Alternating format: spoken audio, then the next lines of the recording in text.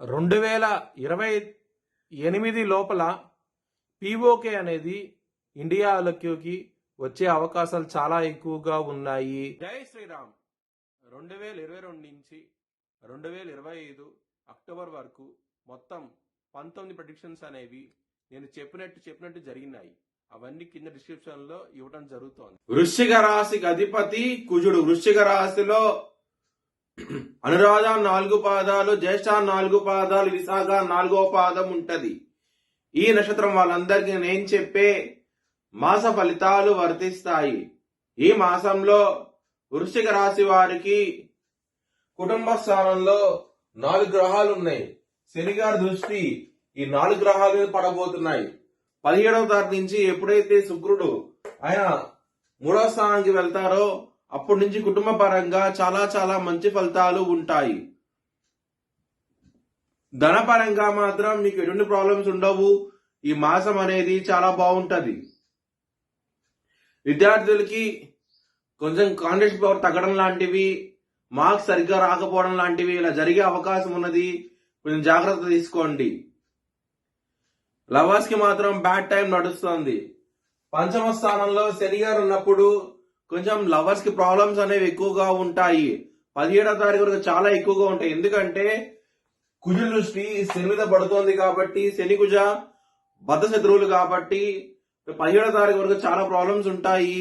17వ తారీఖు నుంచి యావరేజ్ గా ఉంటది. కొంచెం జాగ్రత్త అంటూ ఎక్కువ తీసుకోండి. మీ లవర్ కి మాత్రం ఈ మాసంలో మాత్రం ప్రపోజ్ చేయకండి. ప్రపోజ్ చేసి రిజెక్ట్ చేసే అవకాశాలు ఎక్కువగా ఉన్నాయి. హెల్త్ పరంగా మాత్రం మీకు 17వ తారీఖు నుంచి చాలా బాగుంటది. మీకు హెల్త్ పరంగా మాత్రం ఇంప్రూవ్మెంట్స్ అంటూ కనబడతాయి. చాలా బాగుంటది. 17వ తారీఖు నుంచి శత్రువుల నుంచి కూడా విజయం సాధిస్తారు. మీరు 17వ తారీఖు వరకు ఇబ్బంది పరంగా ఉంటది. శత్రువుల పరంగా మాత్రం కొంచెం జాగ్రత్త తీసుకోండి. బిజినెస్ పరంగా మాత్రం చాలా చాలా మంచి సమయము. మీరు ఎక్కువ పెట్టుబడి పెడితే కనుక మంచి లాభాలు చూస్తారు. ఇన్వెస్ట్మెంట్ ఎక్కువ చేయండి. బిజినెస్ ఐడియాస్ ని ఇంప్లిమెంట్ చేయండి. ఖచ్చితంగా విజయం సాధిస్తారు. ఈ మాసంలో మాత్రం బిజినెస్ పరంగా మాత్రం. మ్యారేజ్ పరంగా మాత్రం చాలా బాగుంటది. ఈ మాసం అనేది సప్తమాధిపతి అయిన శుక్రుడు కుటుంబ స్థానంలో ఉంటారు. దాని తర్వాత తృతీయ స్థానంలోకి వెళ్తారు.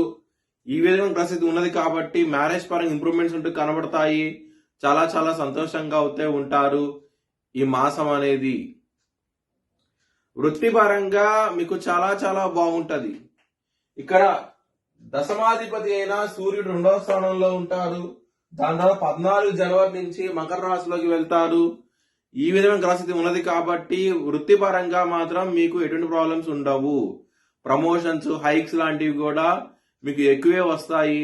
చాలా చాలా ఆనందంగా అవుతే ఉంటారు ఈ మాసం అనేది వృత్తిపరంగా మాత్రం. మీ భవిష్యత్ వివరాల కోసమై HLN జ్యోతిష్యాలయం సంప్రదించండి. Please like, share and subscribe my channel.